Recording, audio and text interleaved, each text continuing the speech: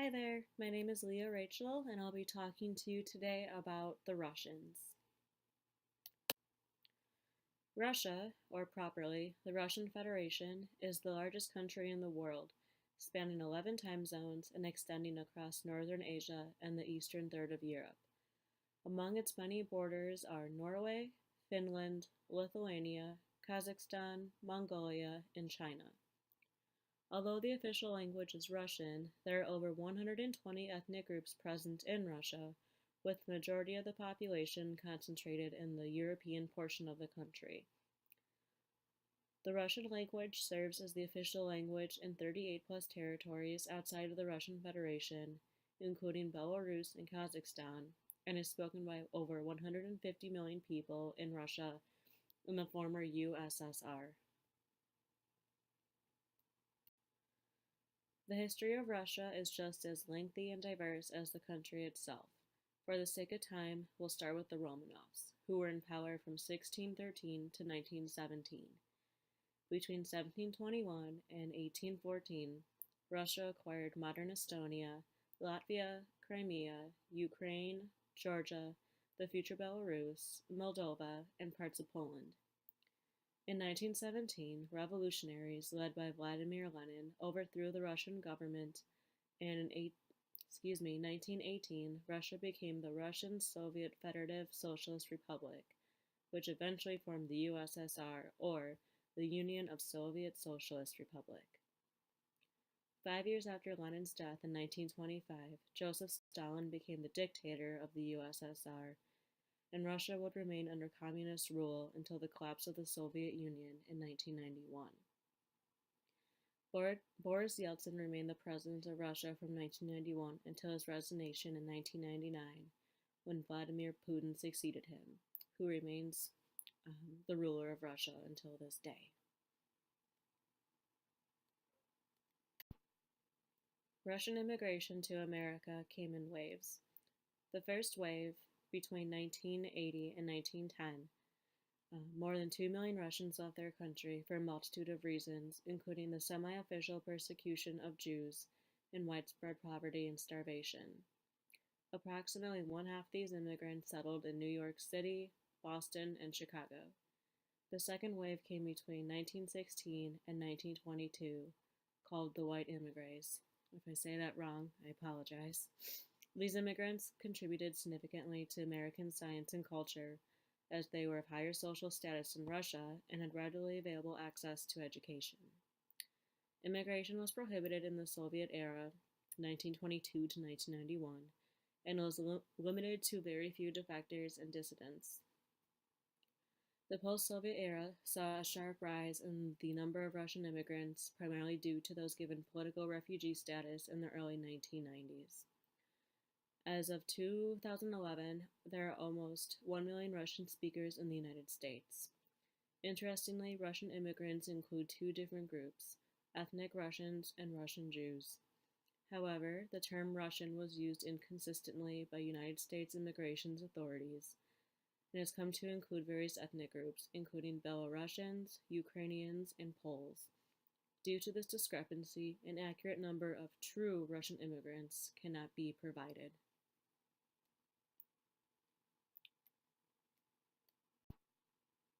As stated previously, the majority of Russian immigrants first settled in New York City, Boston, and Chicago. According to the 2000 census, the majority of Russian immigrants continue to reside on the East Coast of the United States, with the most populous areas being Maryland, New York City, and Pennsylvania. The population of Pikesville, Maryland is composed of 19.3% Russians. Although not explicitly referenced, there is a Russian population in Wisconsin composed of ethnic Russians, Lithuanians, and Ukrainians, along with other ethnic groups. By 1920, there were 20,000 Russians living in Wisconsin, with the majority settling in Milwaukee, Racine, Kenosha, and Sheboygan counties. Influences of this immigration are still present today. For example, in the village of Shorewood, there still remains a Russian food and gift shop.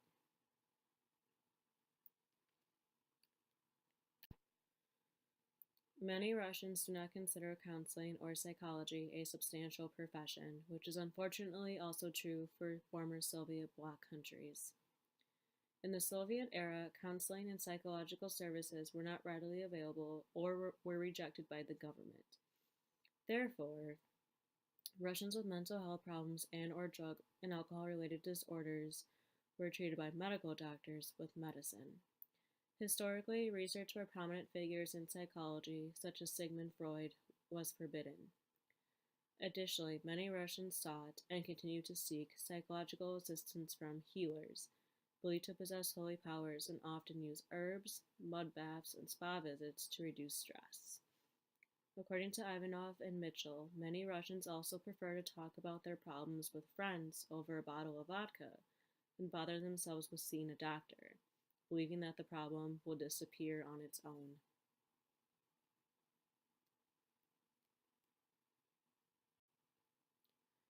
Next, we move on to Russian immigrants as analyzed by Hofstede's Cultural Dimensions. In terms of power distance, Russia scores high at 93, meaning power holders are very distant in society. This distance also means a greater emphasis on the importance of status symbols. In Russian culture, the army, church, and national leaders are both respected and trusted. Additionally, behavior must reflect and represent status roles in all areas of business, including visits, negotiations, and cooperation. One might not be surprised to hear that Russia is a collectivistic country, scoring a 39 on individualism. They are a group-oriented people and believe that relationships are key in obtaining information, getting introduced, and making successful business deals. Family is an integral part of Russian culture, with many living in homes with their extended relatives, and they are taught that family comes first. For example, Russian children are called by their surnames, not their given names. In regards to masculinity, Russia scored low at 36, but that is related to power distance. Russians are known to understate their personal achievements and contributions. They are expected to talk modestly, and those of higher education, such as scientists and doctors, are expected to live modestly as well. Dominant behavior is accepted when it comes to those in a position of power, but it is not taken well from peers. Women are often viewed as the inferior gender, while men prefer to be independent and assertive. Interestingly, according to Leipzig, the mother comes first before the wife. Many beliefs are also contrary, for Russian society is mostly matriarchal. Women not only work full-time and hold responsible jobs, but also raise the children, cook, clean, shop, and manage family finances. In uncertainty avoidance, Russians score high. They often feel threatened by ambiguous situations and are prone to detailed planning and prefer to have contextual and background information before entering a situation. Russians are also known to appear formal and distant when talking to strangers, but this is considered a sign of respect. In regards to long-term orientations, Russians score high at 81 and have a pragmatic mindset, believing that the truth depends on situation, context, and time. Finally, when it comes to indulgence, Russians tend to score low. In this case, they score a 20. This is indicative of a tendency toward cynicism and pessimism. Actions are often restrained by social norms, and many may feel guilt when being indulgent. As a whole, Russians and Russian immigrants may encounter issues regarding assimilation, acculturation, and social stigma. Russian clients might have lower self-esteem and feel threatened if they held a position of prestige in their home country, but must work, say, as a delivery person in the United States, despite many Russian immigrants having a higher level of education. According to the object relations point of view, occupational identity is, for many Russian immigrants, their primary source of self-worth and self-esteem.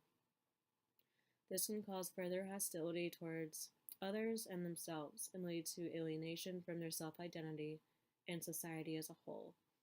This is supported in both Russian men and women.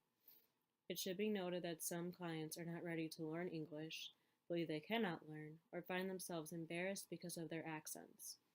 As one might imagine, this further hinders a client from taking what they might view as an admirable job in their new home. It is also interesting to note that Russian children tend to be overprotected by their parents, who are often suspicious of American culture due to the perceived drug and material influence. To this day, cliches and stereotypes surrounding Russians remain prominent, with Russians being portrayed as Hollywood's go to villain. See almost any James Bond or Marvel film, for example. This could be tied to the two Red Scares and the Cold War, further strengthening the stereotype that all Russians are spies or possess spy like qualities. With the current political climate, including the supposed hacking of the 2016 United States presidential election, there is now an increased belief that Russians are spying, lurking, meddling, sneaking, and generally cannot be trusted. Overall, acculturation appears to be a stressful process for Russian immigrants, partially because they often have more than one cultural identity. For example, they are trying to balance a Russian and American identity, say, on top of a Jewish identity. Some may find it difficult to switch between different cultural frameworks, specifically in regards to an individualistic or American thinking versus collectivistic or Russian thinking.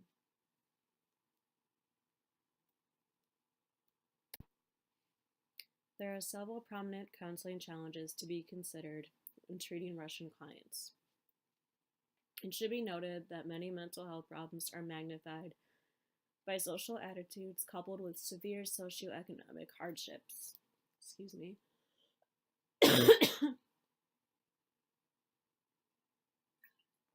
High rates of depression, anxiety, drug and alcohol use, eating disorders, suicide, and unemployment are all prevalent. This is complicated further by the fact that many Russian speaking clients might have difficulties trusting mental health providers due to the perceived stigma of mental illness. Counselors may find that alcohol use disorders are particularly difficult to treat, as it is culturally acceptable to celebrate everything with a drink in Russia. This applies to both men and women, although men tend to drink more than women. Additionally, drinking to excess with friends is considered the norm, not a sign of alcohol abuse. It can be assumed that the amount of alcohol consumed is underreported and that memory isn't reliable. There are also gender differences in terms of how marriage is viewed. Many Russian men view marriage as a loss of freedom, while women view it as a step towards a happier life. As stated previously, women are often viewed as inferior, and boys are raised in a Spartan-like manner, where emotion and questioning authority are not allowed. A combination of all factors has led to increased rates of domestic violence between Russian couples. Leipzig stated that Russian men often feel strong when they get drunk and beat on their wives. The wife often feels that if her husband beats her, he cares enough and he loves her. There's also the matter of sexuality. Although sexuality is discussed in Russian culture, many authority figures, such as parents, are skeptical about sex education and are hesitant to talk about it. A lack of information has led to an increase of unplanned pregnancies and high abortion rates. Overdependency is another common characteristic among Russian-speaking clients, as they were always told what to do and expect such behavior from authority figures. Back in Russia, clients would listen to the doctor's advice, no questions asked. In America, Russian immigrants must rely on themselves or family members for economic and emotional support rather than the government, or face the risks of the implications of poverty.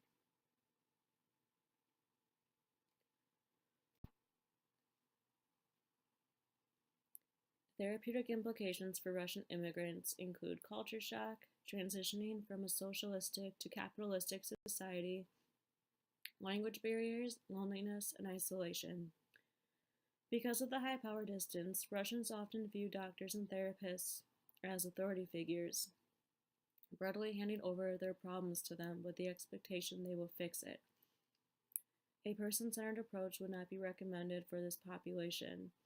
Perhaps not surprisingly, empathy is not always understood well by Russians and can be translated as sympathy or pity, which is deemed as less acceptable. Directive techniques and therapy would be more suitable in this case.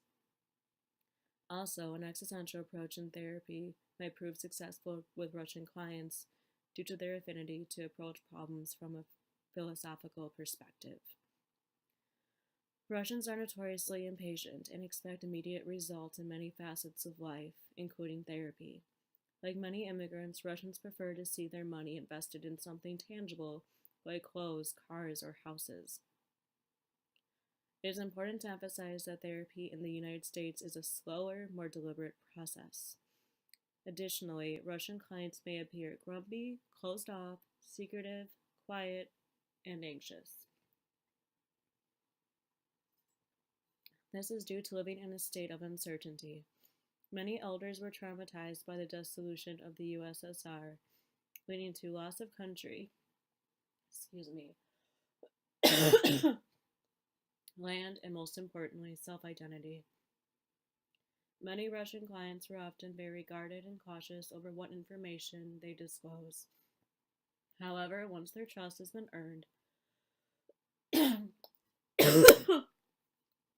excuse me, then boundaries have the potential to become problematic, as they might consider you a friend and begin to bring gifts. Because of this, it is crucial to outline the rules of therapy before each session begins. As an aside, Russians are not keen to take medications. I'm so sorry. And this route of treatment should be a last resort. And finally, it is important to keep in mind that for many Russians, the primary focus is on survival, not personal growth. And for a therapist, a therapist to do their utmost to educate themselves on the background of their client.